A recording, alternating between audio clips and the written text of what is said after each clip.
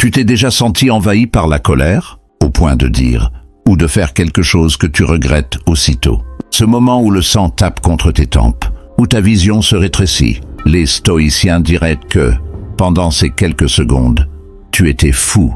Ils ne disent pas ça pour t'insulter. Ils le disent parce que la colère est une aliénation totale de ton être. Mais pourquoi la colère nous rend-elle fous, selon les stoïciens?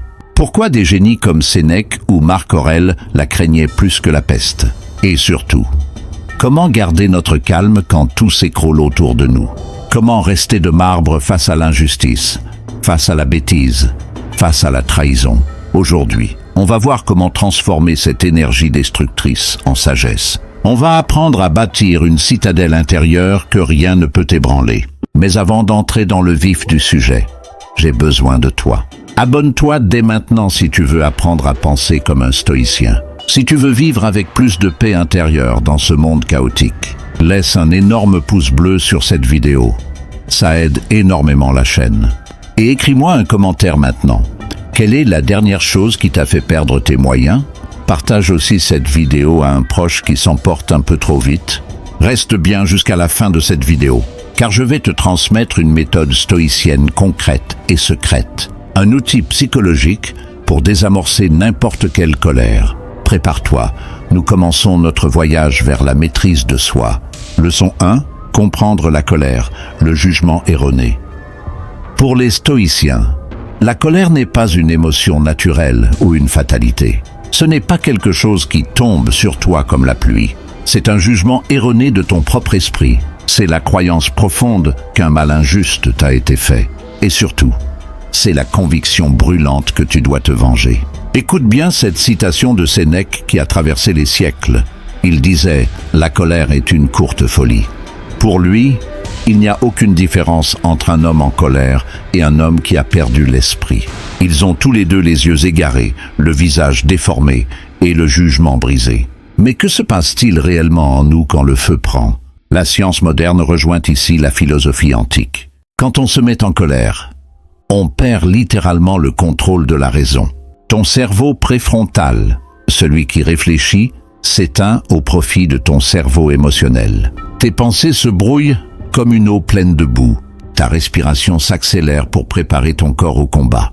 Tes muscles se crispent, ta voix change de ton. L'émotion prend le dessus et tu deviens une marionnette. Les stoïciens nous expliquent que nous sommes responsables de ce processus. Car entre l'événement et ta réaction, il y a un espace. Cet espace, c'est ton jugement. Si quelqu'un t'insulte, l'insulte n'est qu'un son. C'est toi qui décides que c'est une offense. C'est toi qui donnes le pouvoir à l'autre de te blesser. Imagine une petite étincelle qui tombe sur un tapis de paille. La paille, c'est ton esprit mal préparé. L'étincelle, c'est la contrariété. Le stoïcien, lui, transforme son esprit en pierre. Peu importe le nombre d'étincelles, la pierre ne brûle jamais. La colère vient de l'idée que les choses devraient être autrement qu'elles ne le sont. C'est une révolte inutile contre la réalité. C'est vouloir que le monde se plie à tes désirs personnels. Et quand le monde refuse, tu exploses. Comprendre que la colère naît de tes propres attentes est la clé de la liberté. Leçon 2. Pourquoi les stoïciens la considèrent comme une folie? Plongeons plus profondément dans cette idée de folie. Pour Sénèque, la colère n'est pas seulement destructrice pour les autres. Elle est surtout un poison mortel pour celui qui l'éprouve. Elle nous déconnecte de notre nature rationnelle. Elle nous fait oublier nos valeurs, nos principes et notre dignité. La colère nous rend esclaves. Il y a une illusion très dangereuse, l'illusion du contrôle. Quand on est en colère, on pense dominer. On pense que nos cris et notre force vont faire plier les autres. On a l'impression d'être un lion qui rugit. En réalité, c'est l'émotion qui te contrôle. Tu n'es pas le lion. Tu es la proie de ta propre chimie cérébrale. Les stoïciens diraient avec tristesse, tu n'as plus ton libre arbitre. Tu es devenu prévisible, manipulable et faible. Prenons un exemple concret de notre vie moderne. Imagine un ami ou un collègue qui te critique publiquement devant tout le monde. Ton ego hurle, ton cœur s'emballe. Ton premier réflexe, c'est de riposter, de piquer en retour, de blesser. Mais en cédant à cette pulsion, tu fais exactement ce que l'autre veut. Tu lui donnes les clés de ton humeur. Tu lui prouves qu'il est capable de te déstabiliser. Tu perds ton calme et tu passes pour quelqu'un d'instable. Le vrai pouvoir, le pouvoir absolu du sage, c'est de rester impassible. C'est regarder l'insulte comme on regarde un insecte qui passe. C'est comprendre que l'autre ne peut pas te salir si tu ne ramasses pas sa boue. La colère nous fait perdre un temps précieux. Elle nous fait gâcher des relations qui ont mis des années à se construire. Elle nous fait prendre des décisions financières désastreuses. Elle nous rend physiquement malades. Elle épuise notre cœur. C'est une folie parce qu'elle cherche à réparer un mal en créant un plus grand. C'est comme essayer d'éteindre un incendie avec de l'essence. Pour le stoïcien, rien n'est plus précieux que la paix de l'esprit. Et la colère est le premier ennemi de cette paix. Leçon 3. Comment les stoïciens géraient la colère? Comment faisaient-ils concrètement? Marc Aurèle, l'homme le plus puissant de son empire, n'avait aucune excuse. Il était entouré de gens incompétents, de menteurs et de manipulateurs. Pourtant, il pratiquait ce qu'on appelle la distance émotionnelle. Chaque matin, il pratiquait un exercice de visualisation. Il s'écrivait à lui-même « Aujourd'hui, je rencontrerai des gens égoïstes, ingrats, arrogants.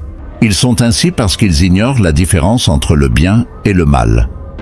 Mais moi, je ne peux pas être blessé par eux, car je sais ce qui est juste. » Il se préparait mentalement à ne pas réagir. Il ne s'attendait pas à ce que le monde soit un jardin d'enfants.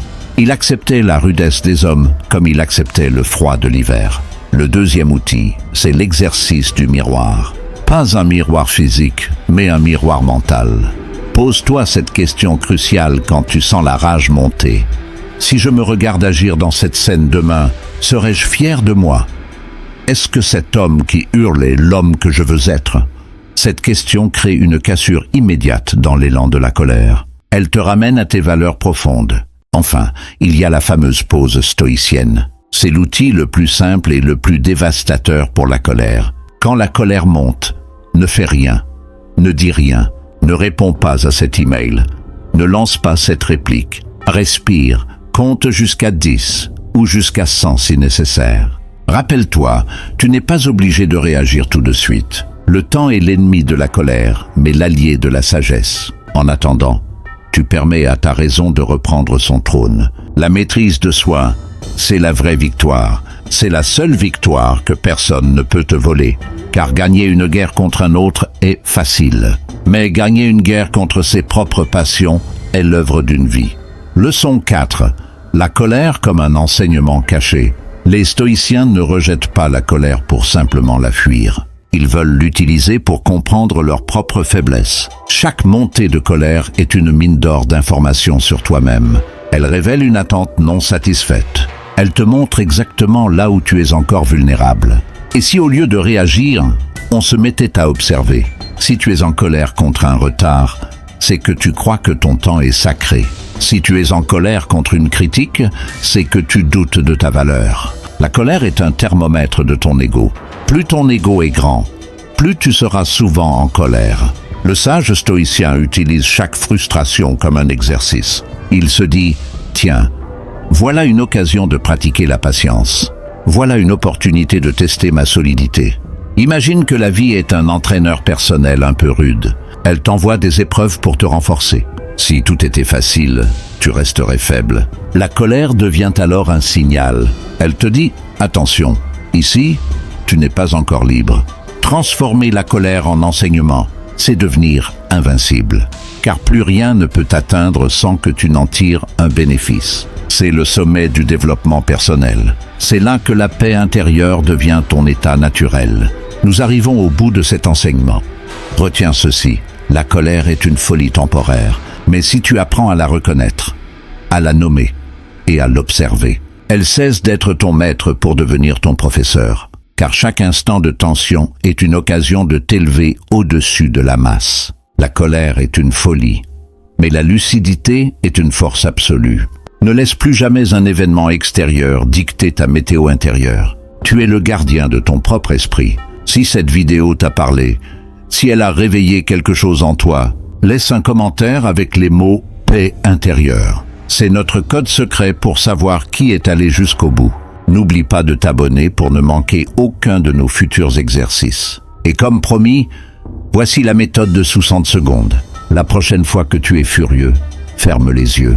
Imagine l'immensité de l'univers et la brièveté de ta vie. Demande-toi, est-ce que cela vaudra encore quelque chose dans un an? Respire 3 fois longuement et souris à l'absurdité de la situation. Tu verras, la colère s'évapore instantanément. Découvre maintenant ma prochaine vidéo qui s'affiche à l'écran. Les 3 exercices stoïciens pour garder ton calme au quotidien. Merci de m'avoir écouté. Reste libre, reste stoïcien. À bientôt.